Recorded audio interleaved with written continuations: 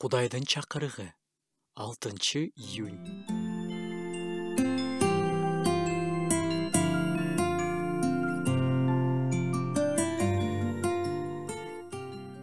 Тиметейге жазган Павылдын катынан бир аят окуп кетсек, ишенимдин сырын таза абийир менен сактаган адамдар болуулары керек. Бул жерде Павыл кандай адамдар кызматка дайындалуулары керек экендигин айтып жатат. Берилген тизмеде ушул ишенимдин сырын таза абийир менен сактаган адамдар болуулары керек экени жазылган. Чыныгы ишеним сөзсүз түрдө сыртыбыздан көрүнүшү керек. Бирок ишеним бул жүрөктүн тереңинде катылган нерсе. Ушул мааниде айтканда, ишеним бул сыр.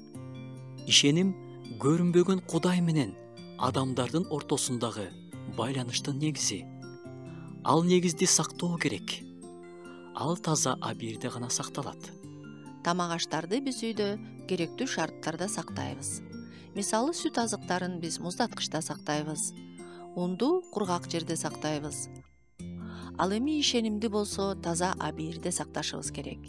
Эгерде адам күнүмдүк жашоосунда абийирин басып, аны укпай, үнүн баса берсе, ишенимин сактап кала албайт.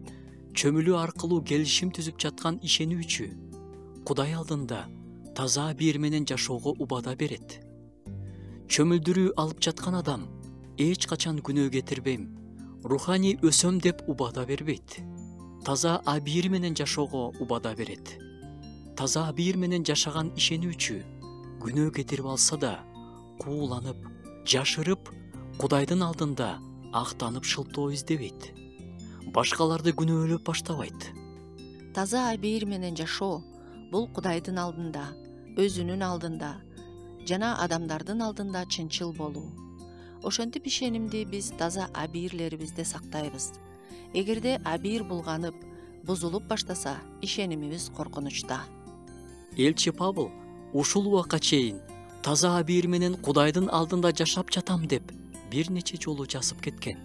Абийирибиздин таза сакталышы абдан маанилүү. Анткени андан биздин ишенимибиздин тирүүлүгү көз каранды.